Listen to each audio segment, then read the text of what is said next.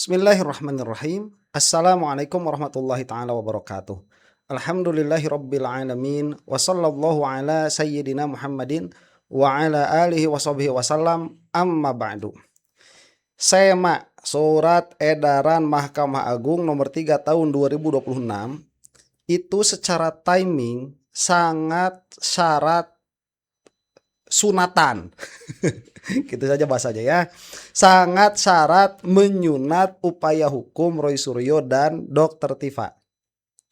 Bagaimana tidak, dari surat edaran Mahkamah Agung itu sampai saat video ini dibuat, hanya kasus Roy Suryo dan Dr. Tifa lah yang bisa terdampak. Yang mana kalau di dalam kasus Roy Suryo itu masih belum ada dampaknya karena belum menjadi pertimbangan hakim. Tetapi di dalam kasus Dr. Tifa itu sudah nyata menjadi pertimbangan hakim. Yang mana salahnya menjadi dua di sini. Satu, intervensi Mahkamah Agung atas hak-hak pra-peradilan yang telah diberikan oleh undang-undang, dalam hal ini adalah KUHP baru. Kesalahan yang kedua, ini dijadikan pertimbangan berarti putusan atau surat edaran Mahkamah Agung ini menjadi berlaku surut. Nah, itu nampak sekali ya di permukaan, sangat jelas. Nah, sekarang saya mau mengelaborasi kemungkinan yang ketiga, dan kemungkinan ini nampaknya jelas juga begitu. Karena 12 hari yang lalu di dalam video saya ini, 12 hari yang lalu saat video ini dibuat begitu ya. Kalau kita ingat ada segerombolan pengacara tanpa kerjaan. Setidaknya itulah yang saya ketahui ya, karena saya tidak tahu mereka itu ngurus kasus siapa. Dalam hal ini adalah C. Suhadi, kemudian ada Ade Darmawan, kemudian ada si pengacara Mawar tuh. Pitra ya namanya. Nah, saya dikritik lagi, bukan Fitra tapi Pitra. Oke. Pitra Romadoni. Nah, itu 12 hari yang lalu mereka itu mengatakan, ini ada judulnya masih jelas sampai sekarang. Duar, gebrak meja. MA di ultimatum tim hukum Jokowi, diancam pecat buntut Prapid Roy Suryo dan Tifa. Nah, diancam pecat buntut Prapid. Jadi siapa yang mau mengancam? Oh, jadi MA diancam dipecat apabila tidak ikut campur di dalam Prapid Roy Suryo dan Dr. Tifa. Dan 12 hari kemudian, tidak 12 hari kemudian ya, 10 hari kemudian, 1 minggu lebih, turun surat edaran Mahkamah Agung yang di dalam realitanya menyunat hak-hak hukum yang telah diberikan oleh undang-undang, saya ulangi sekali lagi, kepada Roy Suryo dan Dr. Tifa. Baik, secara substansi, saya katakan sekali lagi, apa yang dilakukan oleh Mahkamah Agung, substansi loh ya, bukan secara keseluruhan, itu tidak seluruhnya buruk. Tetapi kalau kita lihat secara keseluruhan ini, di dalam permasalahan ini, kental sekali bahwa ini merupakan bentuk intervensi dari para termul. Dan ini bukan 1-2 kali terjadi ya dari para termul itu. Mereka itu kan suka nimbrungin, ya menimbrungi. Apa ya, menimbrungi lah, ikut nimbrung di dalam penegakan hukum tuh. Sejak dari penyidikan malah sangat akrab di telinga kita kan nama Pak Dir itu. Setiap si termul itu mengatakan, ini akan ditangkap, beneran besok lusanya itu ditangkap ya. Oh, ini akan jadi tersangka, beneran besok lusanya itu jadi tersangka. Ini menjadikan nampak di hadapan wajah kita bahwa penegakan hukum sekarang ini itu ada di bawah kendalinya para termul ya. Jadi sudah sangat hina sekali. Kalau Jokowinya yang turun tangan langsung itu masih mending ya. Masih mending itu berarti kan si polisi, si Mahkamah Agung begitu, katakanlah demikian. Kemudian si hakim pra peradilan itu kan diancamnya, katakanlah demikiannya, sebagaimana ada di dalam judul video ini diancam pecat begitu. Diancamnya itu langsung oleh si empunya si Joko Widodo. Ini enggak lah, diancam sama cecunguk kayak gini. Lah kok nurut aja mereka itu. Sudah hina sehina-hinanya. Nah, makanya untuk yang tidak becus mengurus permasalahan umat, kita doakan mudah-mudahan mereka segera cabut dari dunia ini. Demikian ya. Nah, sekarang kita akan saksikan dulu nih kalau ada pernyataan yang menyeret-nyeret kepada lahirnya SEMA nomor 3 tahun 2026. Nah, kita akan teruskan nih Suhadi. Kalau tidak, yang jelas ada nanti dari si Pitra Romadoni. Kita lihat dulu ini siapa. C. Suhadi. Check it out. Terima kasih. Jadi sebentar ya, saya lupa. Si C. Suhadi juga dia yang bilang bahwa Jokowi gebrak meja dan beberapa saat setelah itu Roy Suryo dan Dr. Tifa ditangkap ya waktu itu. Tadi udah kita bahas ya berkaitan dengan kekosongan hukum, kevakuman hukum. Terus kita mau bertanya, apa sih yang disebut dengan kekosongan? Kekosongan itu ada sebuah aturan yang tidak diatur secara tegas berkaitan dengan aturan-aturan yang sudah berlaku.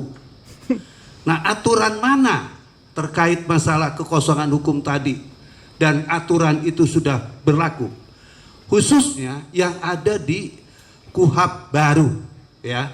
KUHP baru itu mengenai apa? Mengenai peradilan yang diatur dalam pasal 158 sampai 164 ya. Itu pasal-pasalnya, di mana dalam pasal-pasal tersebut peradilan bisa dilakukan secara berulang-ulang. Nah, kalau kita melihat prinsip ini, memang boleh kalau menurut Roy Suryo ya. Kalau menurut kita tidak, karena saya sering banyak membuat tulisan juga berkaitan dengan masalah ini.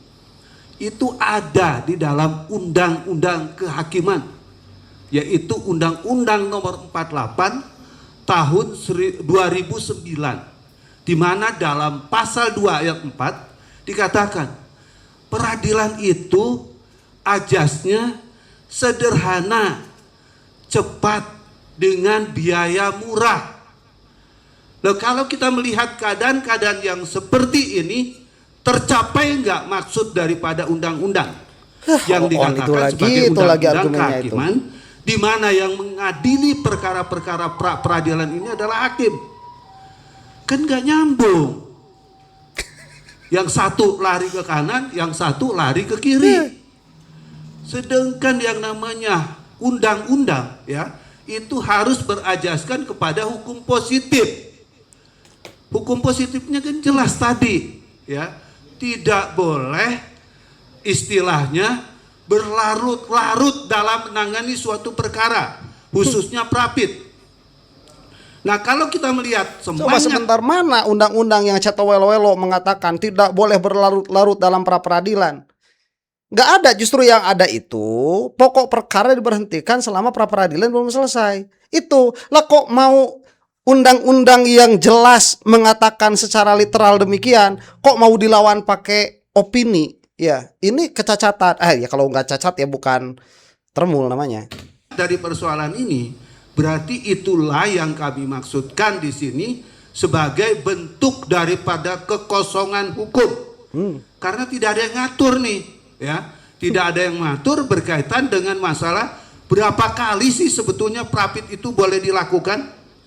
Kan ada di dalam pasal prapit itu kalau nggak salah ada 9 item yang menjadi ranah prapit. Nah, terus kemudian apakah itu dilakukan secara satu, terus satu lagi ya. Sebetulnya kan bukan 9 jadinya kalau dilihat begini. Ini saya ajarin aja Roy Suryo nih. Setiap kali dia menang, itu bisa ada prapit lagi. Apa? Berkaitan dengan ganti rugi. Berarti kalau 9 kali 2 berarti 18 kali prapit. Terus kapan pokok perkara ini? Terus bagaimana orang yang membuat laporan polisi terkait masalah ini? Apakah ada kepastian hukum? Tidak.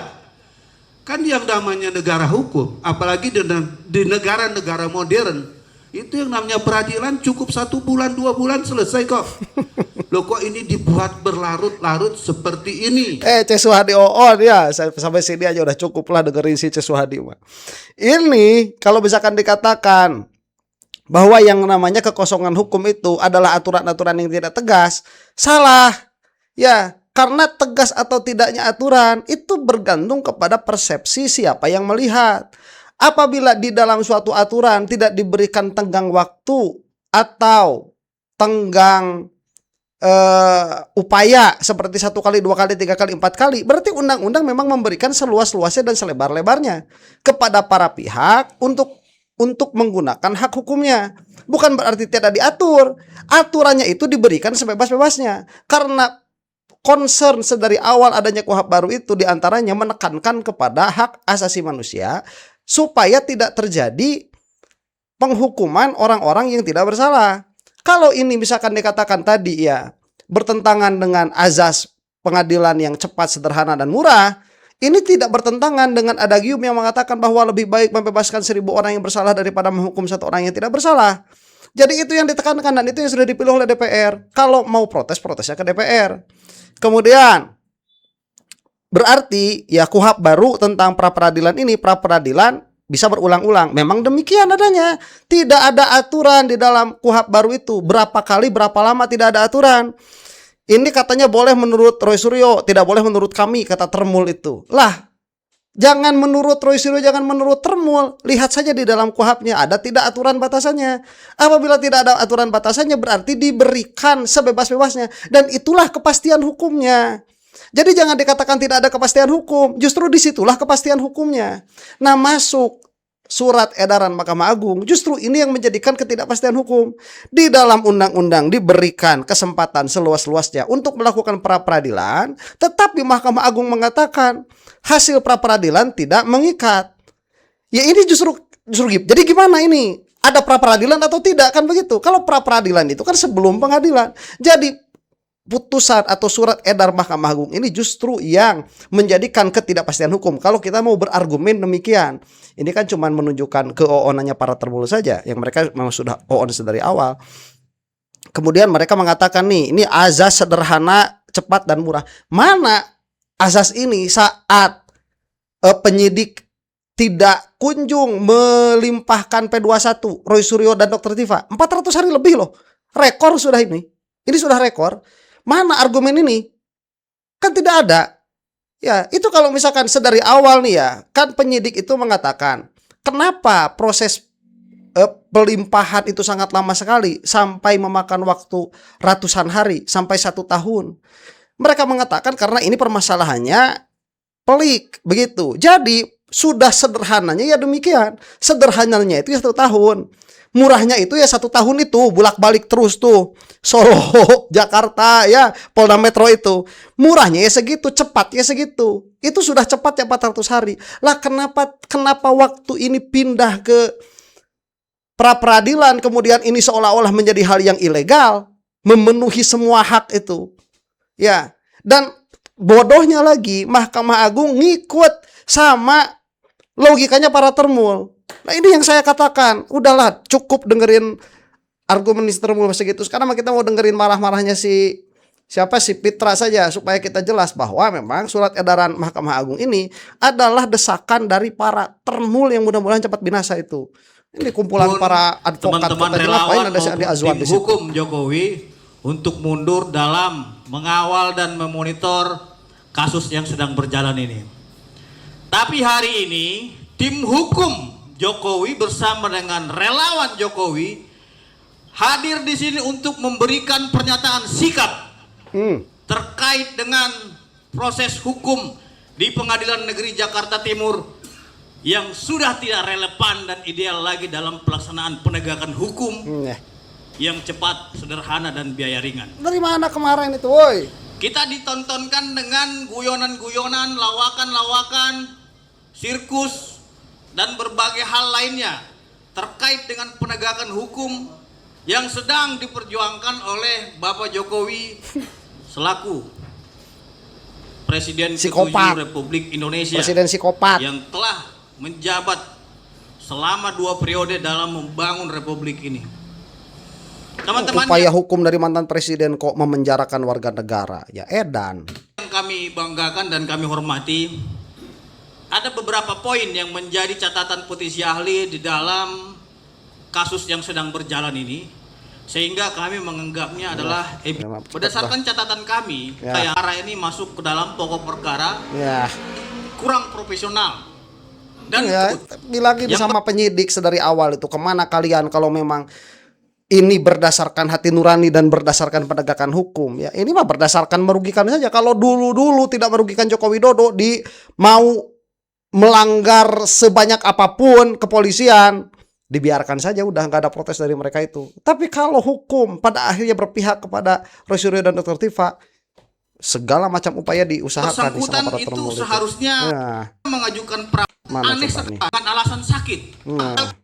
Harusnya terlebih dahulu pembacaan dakwaan TP untuk menggantikan alasan Dr. Tifa.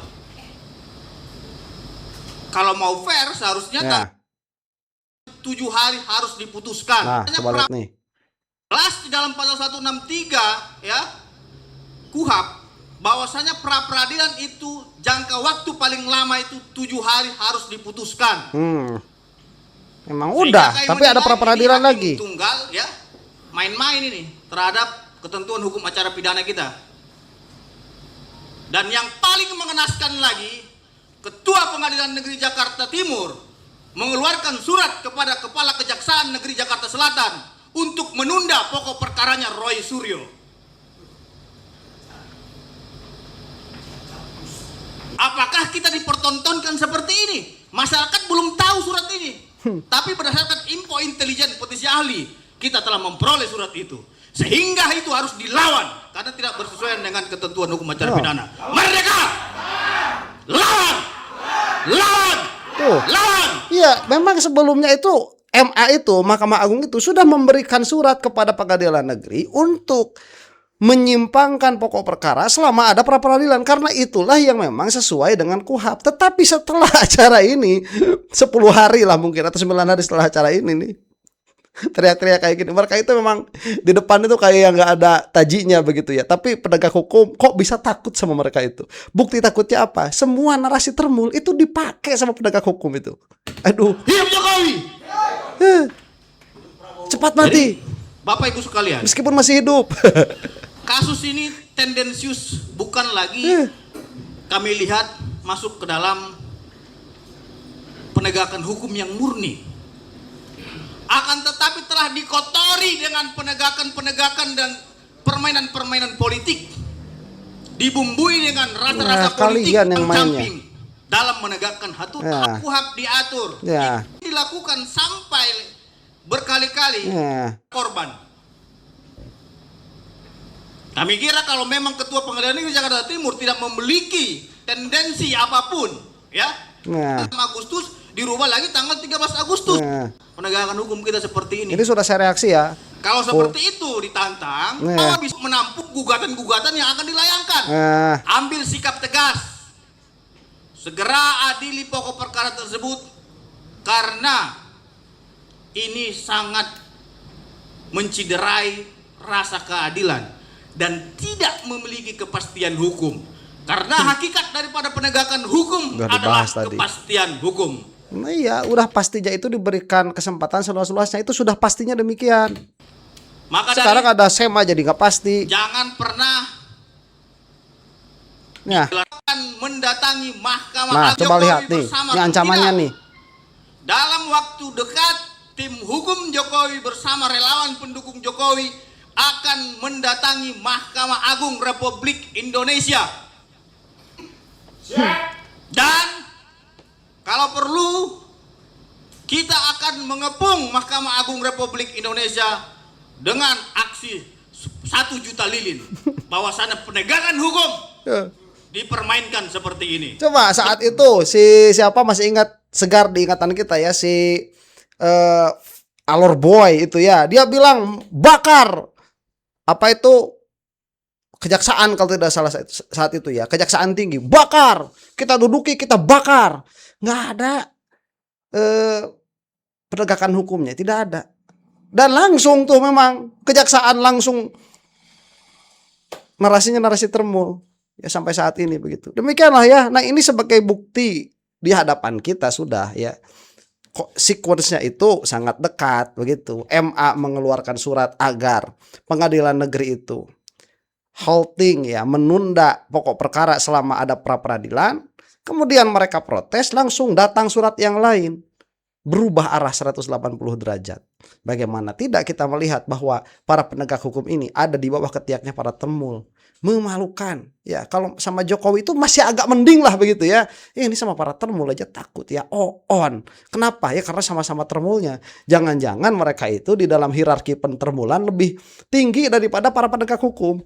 Jangan-jangan ya. Demikian.